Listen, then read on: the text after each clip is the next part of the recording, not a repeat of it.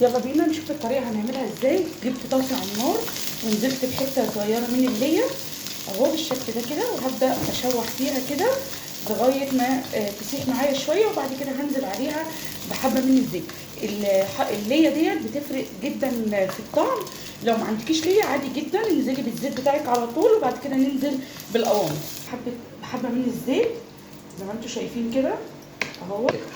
هبدا بقى اقلبهم شويه لغايه ما الزيت يسخن معايا، وبعد كده هنزل بالقوانص الاول لان القوانص بتاخد وقت بتستوي شويه. بس اعمليها، امشي بالخطوات بتاعتي وامشي بالطريقه ديت وانت هتشوفي النتيجه تحفه بجد. هنا معايا الزيت سخن وهنا معايا القوانص زي ما انتم شايفين. القوانص قطعيها نصيحه مني، ما تقطعهاش كبيره، يعني ما تقطعهاش كبيره قوي عشان تستوي معاكي، تقطعيها بالشكل ده كده وسط عشان تستوي معاكي. هنا هنزل بالقوانص كده، نزلت بالقوانص اهيت وخلي النار عاليه عليها. قوانص هنسيبها شويه لغايه ما تستوي، هنحط عليها فلفل اسود بس، وبعد كده هنكمل الطريقه مع بعض. هننزل بمعلقه من الفلفل الاسود اهي بالشكل ده كده. بصوا هنا القوانص اهي نزلت ميتها، انا ما حطيتش ميه ولا اي حاجه خالص، هي نزلت ميتها، وكويس ان هي نزلت حبه من الميه والنار عاليه عليها زي ما قلت لكم. وهنا معايا التركه بقى اللي دي، أو يعني ناس كتير بتعمل الكبد والقوانص، بس انا بعملها بطريقه مختلفه شويه. بحط عليها بطاطس مكعبات. ازاي بطاطس مكعبات؟ ايوه بحط عليها بطاطس مكعبات، جربيها ومش هتندمي. هنا معايا بطاطسايه كبيره قطعتها مكعبات رفيعه جدا عشان البطاطس تستوي معاكي. قطعي البطاطس مكعبات صغيره بالشكل اللي انت شايفاه ده كده ورفيعه عشان تستوي معاكي. هنزل بالبطاطس لان القوانص والبطاطس بتاخد طبعا وقت، وهبدا اشوحهم كويس جدا مع بعض. هغطي عليهم واسيبهم 10 دقايق، وبعد كده هنزل ببقيه المكونات. هنا بقى البطاطس اهي سبتها شويه غطيتها وسبتها مع القوانص، استوت مع القوانص. هي مش هتاخد معاكي سوا، هتستوي معاكي على طول اهو بالشكل اللي انتوا شايفينه ده كده اهوت. وبعد كده معايا بصل مقطعاه جوانح بالشكل اللي انتوا شايفينه ده كده، هنزل عليها بالبصل اهي. انا لغايه دلوقتي ما نزلتش بالكبده عشان الكبده ما بتاخدش سوا وبتستوي على طول ما بتاخدش وقت. تمام. هنا بقى هبدا اقلب البطاطس مع القوانص مع البصل. بصوا طاسه الكبد بالقوانص ديت في حته تانيه خالص، خطيره. اعملوها بطريقتي ومش هتندموا. هنا بقى البهارات، بقيه البهارات طبعا احنا حطينا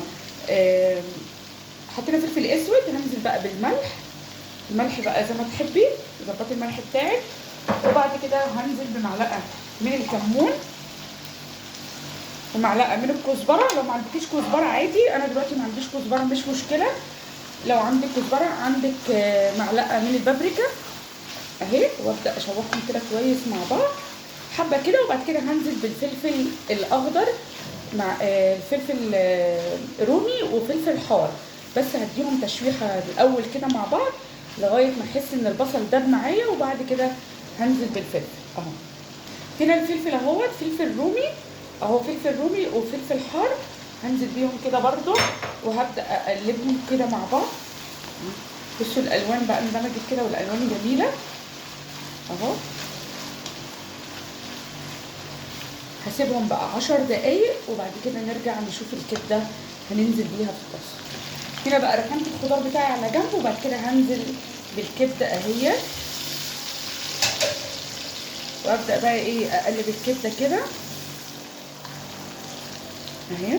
نقلتها بقى على النار الناحيه التانيه، وهنا معايا طاسه هنزل بيها بحبه زيت صغيرين مش كتير عشان احنا طبعا حاطين زيت هناك وحاطين ليا. هنزل بقى فيها حبه من الزيت مش كتير، وبعد كده هنزل بحبه من الثوم المفروم اهو. هشوحهم. هنا التركيه دي بقى جامده جدا، جربوها ومش هتندموا اهو. هشوح بقى الثوم، الروايح يا ريتكم معايا عشان تشموا الروايح. هشوح بقى الثوم كده. هيكون معايا طماطمايه مبشوره وقرن فلفل احمر وقرن فلفل حراق عشان انزل بيهم على الثوم. هشوح بس الثوم شويه. هنا معايا الثوم اهوت اتحمر، معايا قرن فلفل احمر وقرن فلفل اخضر مفرومين هنزل بيهم على الثوم اهو. اضربيهم بقى في الهون، اضربيهم في الكبه زي ما تحبوا. اهو شوحت التوم مع الفلفل كويس جدا، وبعد كده هنزل بالطماطمايه المبشوره عليهم. يا دوبك بس هشوحها شويه وبعد كده هنزل بيها على الكبده وهوريكم دلوقتي.